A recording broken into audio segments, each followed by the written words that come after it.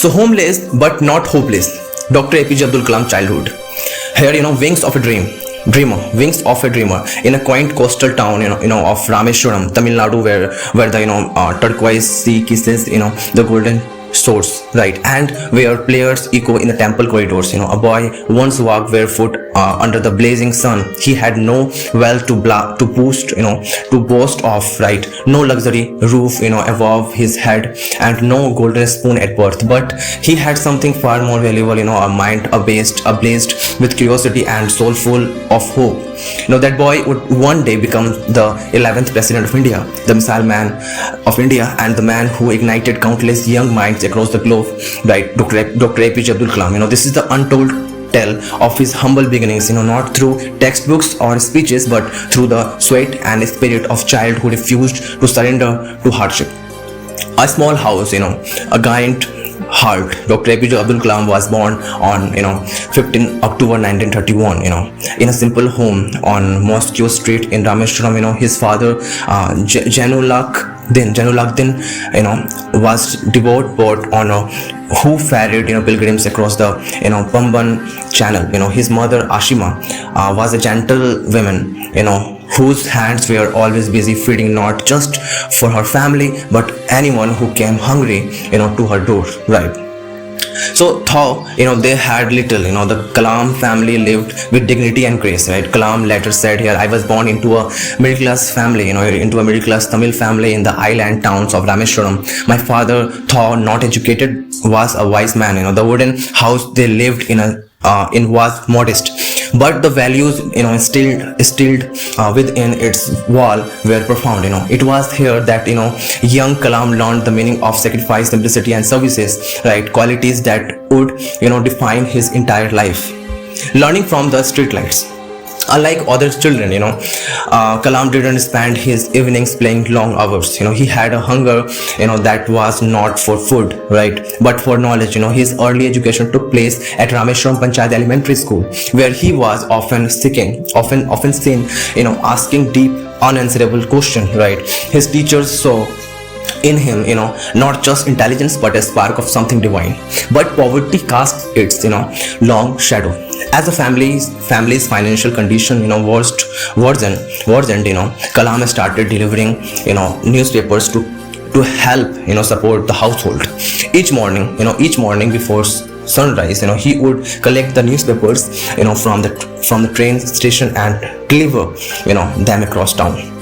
He did this not with complaint but with pride. He believed that every rupee earned through hard work built character. After delivering newspapers, he would rush to school with the ink still fresh on his hands and a notebook filled with scribbles and ideas no one could fully understand it. So he read under oil lamps, sometimes even under street lights when the kerosene ran out, right. And with every page turned, he imagined a future far beyond the confines of Rameshwaram, friends beyond faith. Rameshwaram was a town rich culture and diversity, right. Though a Muslim, Kalam studied in a school where most students were Hindu, right. So most of the peoples were Hindu, but he is Muslim, right. His closest friends includes Ramandha Sastri, son of the town's head priest, and Aravindan, who helped in ferrying pilgrims, right. Once when Kalam was in 5th grade, he was stopped by a new teacher from sitting beside Ramananda Sastri due to his religion. Young Kalam felt humiliated, but his friend burst into tears and reported the incident to his father, who then confronted the teacher. That teacher was eventually made to apologize, and justice was served. So that day left a permanent impression on Kalam, that religion should never divide humanity, right. So it shaped his secular values and deep respects for all faith. Hunger for learning, thirst for skies.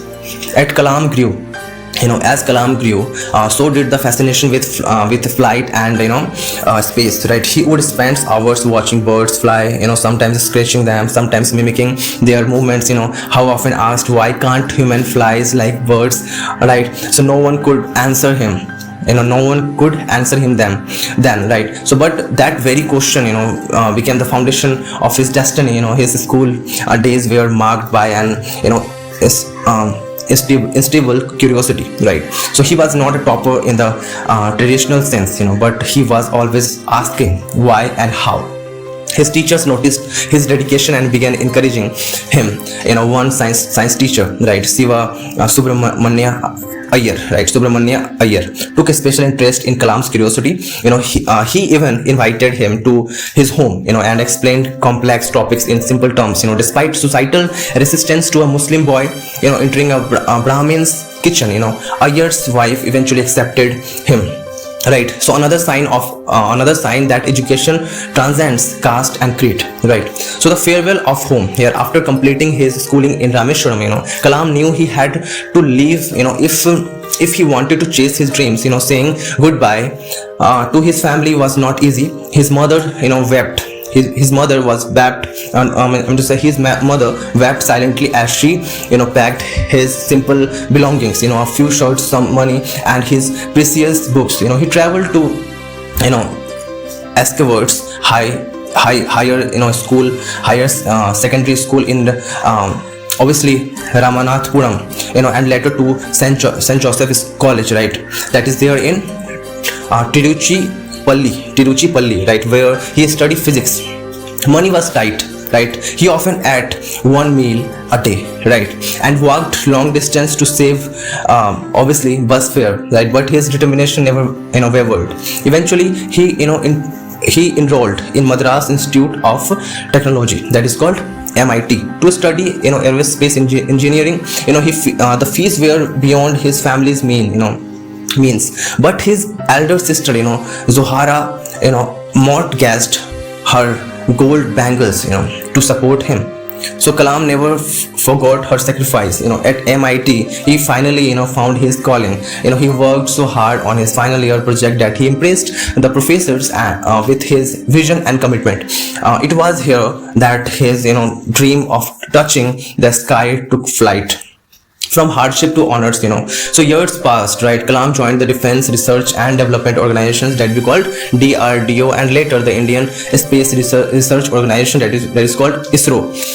He led the development of India's first satellite launching vehicles, that is called SLV-3, and later became, instrumental in developing missiles like Agni and Prithvi. Despite global recognitions and scientific milestones, Kalam never forget his roots. He lived modestly, obviously, refused to marry, and dedicated his life to science and youth empowerment. So his journey, from the son to a boatman to the president of India in 2002, 2002 is not just a success story. It is a testament to the power of dreams, discipline, and determination. Right. So message from the mud house that throughout his life, Kalam visited schools, colleagues, and obviously slums. Not as a dignitary, but as a friend to youth. He once said that dream is not that which you see while sleeping. It is something that does not let you sleep, right?